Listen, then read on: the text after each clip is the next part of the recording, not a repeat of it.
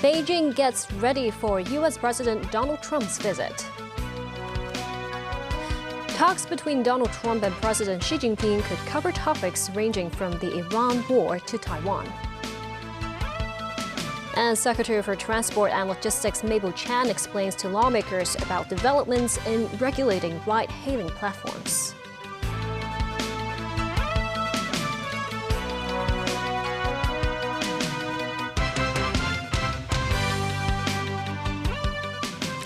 Good evening, and thank you for joining us. In anticipation of U.S. President Donald Trump's arrival in China tomorrow, 2 hotels near the U.S. Embassy in Beijing have ceased accepting new reservations, with reports indicating they may serve as the temporary residence of U.S. President during his stay. Trump is expected to visit the Temple of Heaven on Thursday afternoon, with the iconic landmark set to be closed to the public from Wednesday to Thursday. Timothy Lee tells us more. Service at the U.S. Embassy in Beijing remains normal, with U.S. President Donald Trump set to arrive in the nation's capital on Wednesday. But security was strengthened around the Four Seasons Hotel Beijing and Kempinski Hotel Beijing Yangsha Center, both located just 10 minutes away from the embassy. Guests were seen needing to confirm their identities before entering the premises. A large presence of police vehicles also surrounded the hotels, while armed police patrols in the area became a common sight. According to both hotels' websites, neither have available rooms between Tuesday and Friday this week and are not accepting any new reservations. Several reports by foreign media noted the hotels may be the U.S. president's residence of choice during his visit in the capital. A hotel guest said they were notified by hotel staff that they could only conduct security checks for them after 6 p.m., owing to special arrangements, and were asked whether they would like to switch to another hotel. Meanwhile, the White House announced that in addition to top-level meetings between Beijing and Washington, President Xi Jinping and U.S. President Donald Trump will be visiting the Temple of Heaven together on Thursday. The Temple of Heaven Park displayed notices that it will be closed to the public from Wednesday to Thursday. Built in 1420 during the Ming Dynasty, the Temple of Heaven is the world's largest and best-preserved royal sacrificial altar complex, and was listed as a World Heritage Site in 1998. Timothy Lee, TVB News. U.S. President Donald Trump will begin his state visit to China tomorrow. He says topics to be discussed in Beijing include arms sales to Taiwan and the case of former media tycoon Jimmy Lai. Beijing says they will not make concessions on the issues. Reportedly, top executives from companies including Tesla, Apple, and Boeing will accompany Trump on the trip. At the invitation of President Xi Jinping, U.S. President Donald Trump will embark on his China trip on Wednesday through Friday. On Thursday, Xi and Trump are scheduled to hold a bilateral meeting in Beijing. U.S. officials reviewed the 2 heads of state will discuss trade, tariff, rare earth, AI, and the situation in Iran. Speaking in the White House on Monday, Trump reiterated his rapport with President Xi and his high hopes on the China trip. I have a great relationship with President Xi. We're doing a lot of business, but it's smart business. We used to be taken advantage of for years with our previous presidents, and now we're doing great with China. We make a lot of money with China. I respect him a lot, and hopefully he respects me. Trump says he believes Xi also hoped to see tensions surrounding Iran and the Strait of Hormuz resolved. When asked about jailed ex-media tycoon Jimmy Lai, Trump says the issue will be on the agenda. Jimmy Lai, he caused a lot of bedlam. I don't know. And I'd like to see him get out, too. So I'll bring him up again. I have brought him up. Beijing earlier described Lai as a key figure involved in anti-China and Hong Kong unrest and urged foreign countries to respect China's sovereignty and Hong Kong's rule of law. According to reports, a bipartisan group of U.S. senators last week urged Trump to move ahead quickly with a proposed $14 billion arms package for Taiwan, including air defense missiles. Trump confirmed he would discuss U.S. arms sales with Xi. Do you think we should still be selling them weapons? The United States. Well, I'm going to have that discussion with President Xi. President Xi would like us not to, and I'll have that discussion. That's one of the many things I'll be talking about. Mainland Chinese analysts said developments in China-U.S. relations would have a major impact on the international landscape, with Taiwan remaining the central issue in this round of high-level engagement and one revolving China's core interests where Beijing would not compromise. An editorial in the People's Daily described Taiwan as a red line that shall not be crossed and the biggest point of risk in Sino-US relations, urging Washington to honor their commitments and safeguard global stability. Bloomberg reported that the White House had invited senior executives from multiple major U.S. companies to join the delegation. They include Elon Musk of Tesla, Apple's Tim Cook, as well as executives from Boeing, Goldman Sachs, Blackstone, Visa, and MasterCard. Trump is reportedly seeking trade and procurement agreements with China during the visit. Reports say NVIDIA's Jensen Huang, meanwhile, will not join the trip. Reuters cited sources as saying that the White House has chosen to focus the visit on agriculture and commercial aviation rather than semiconductors. Despite Trump's imminent China trip, the U.S. government announced sanctions against 4 Hong Kong-based companies. That's for having allegedly aided Iran's shipment of oil to China. The U.S. Treasury blacklisted 3 people and 9 companies, including 4 based in Hong Kong and 4 in the United Arab Emirates and 1 in Oman. They were said to have helped Iran's Islamic Revolutionary Guard Corps sell and ship its allotment of Iranian oil to China using front companies. Earlier, the U.S. also sanctioned 3 Chinese companies for allegedly providing satellite images to assist Iran's military actions. Beijing says it resolutely opposes the move, saying the priority now is to prevent the escalation of the conflict instead of using the war to smear other countries.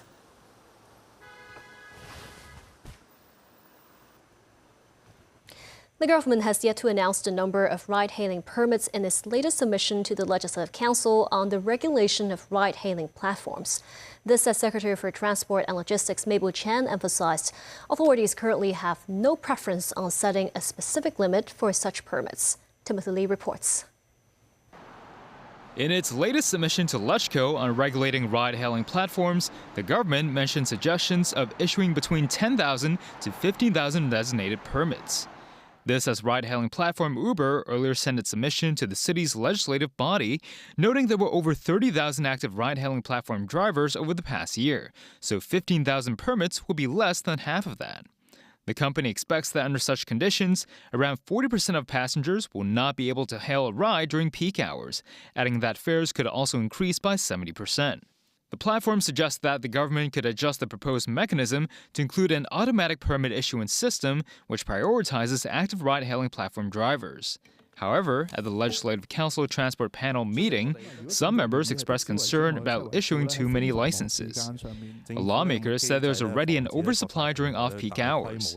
Secretary for Transport and Logistics Mabel Chan said there will be a monitoring mechanism to flexibly regulate the supply.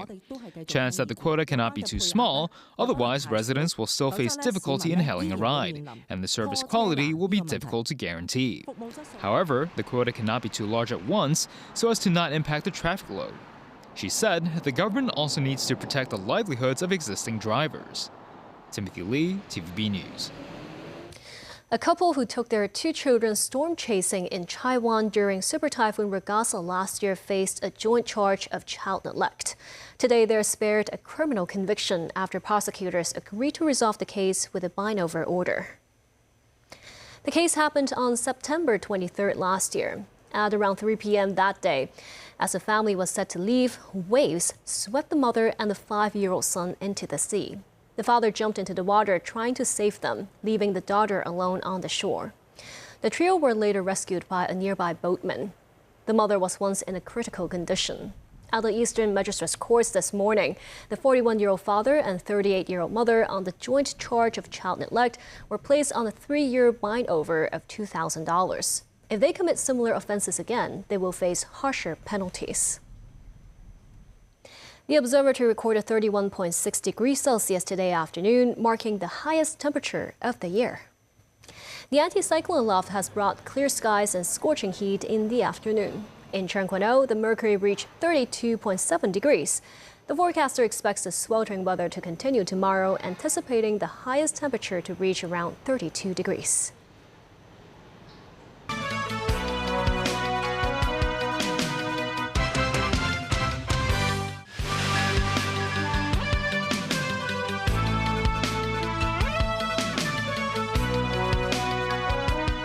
Some senior British cabinet ministers have urged Prime Minister Keir Starmer to set out a timetable for his resignation. But there are splits within the cabinet over the issue. Over 70 Labour members of Parliament out of the party total of 403 have called on Starmer either to resign or to announce a departure date. They include Home Secretary Shabana Mahmood, whom Starmer earlier appointed as the first ever Muslim to serve in such a position. Starmer is facing mounting pressure to resign after Labour lost almost 1,500 council seats in England and surrendered control of around 40 local councils. Starmer's government has also struggled to deliver promised economic growth. He said while the local election results were very tough, he would not be walking away. The World Health Organization reported a total of 9 cases linked to Hantavirus-hit cruise ship MV Handius. 3 fatalities included a Dutch couple and a German passenger. Hantavirus-hit cruise ship MV Handius completed its evacuation of passengers from Tenerife on Monday. The final group of 28 evacuees, including passengers and crew members, disembarked after the ship docked at the port of Granadilla and was subsequently transferred to Tenerife South Airport for a flight to the Netherlands, while another 26 crew members on board the vessel continued their voyage to Rotterdam. The crews will undergo comprehensive disinfection. Spain says among the 14 Spanish nationals currently under isolation at a Madrid hospital, 1 individual has returned a preliminary positive PCR test result for hantavirus. Another latest confirmed case is a French female passenger who disembarked the vessel the previous day and returned to France with worsening conditions. One of the 18 repatriated Americans is suspected of infection after initial testing, while another U.S. citizen showed light symptoms. Both are being isolated. Overseeing the evacuation efforts in Spain, the World Health Organization's Director General Tedros Adhanom Ghebreyesus says this is not another COVID outbreak, but recommends individuals who have disembarked from the vessel undergo quarantine to minimize transmission risks. The passengers, you're now in good hands. We were very worried if you stayed longer in the ship, the situation could have been difficult. And the guidance is clear. It's 42 days of isolation from May 10. May 10 was yesterday. And it could be facility or it could be home. Andes virus is a rodent-borne hantavirus endemic to South America and the only known hantavirus capable of limited human-to-human transmission. The European Union says the outbreak poses little risk to the region after assessment. A chain restaurant group will provide soft meals to private hospital restaurants with the aim of expanding the service to public hospitals in the future.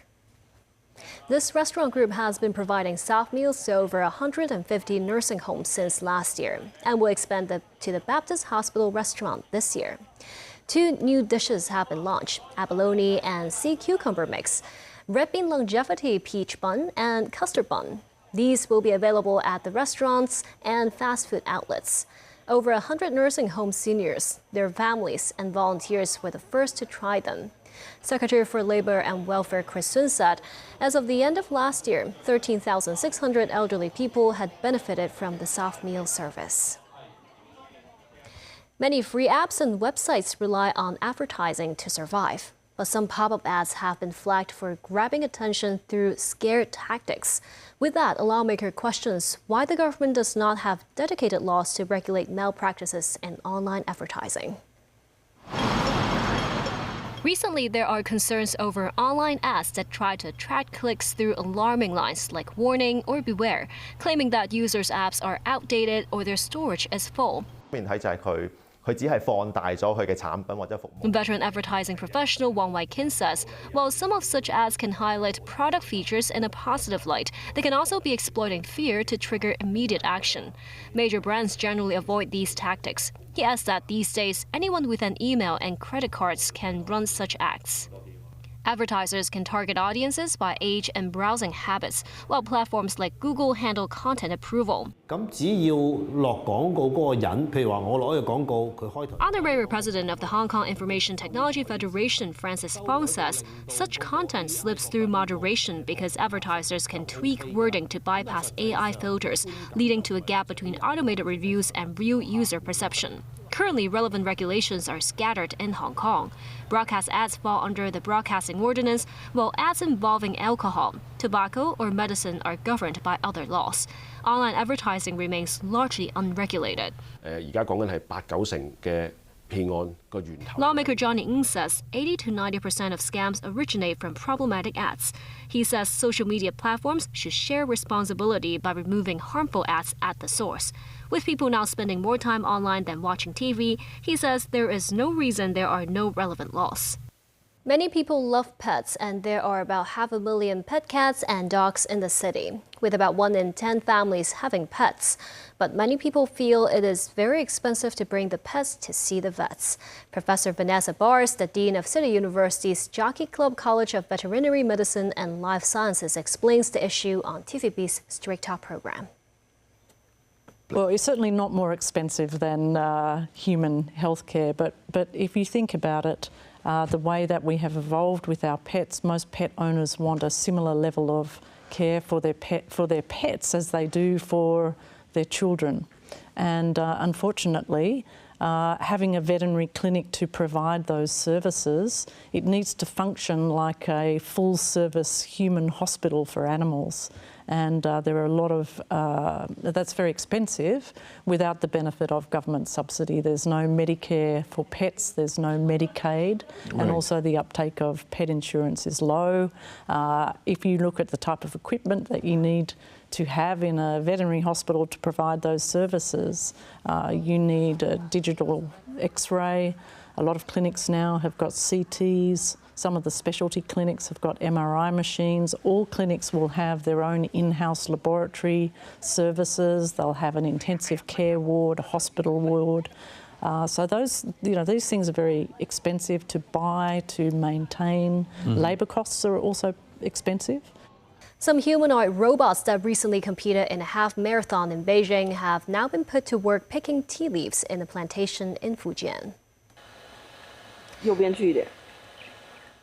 In a tea plantation in Fuding City in Fujian Province, several robots that took part as athletes in the Beijing Yizhuang humanoid robot half marathon are now working alongside humans in tea picking and processing. Among them is the robot Lightning, which previously broke the best human half marathon record. It is responsible for transporting tea leaves along mountainous paths, handling rough terrain with ease. Inside the factory, other robots assist with tea roasting.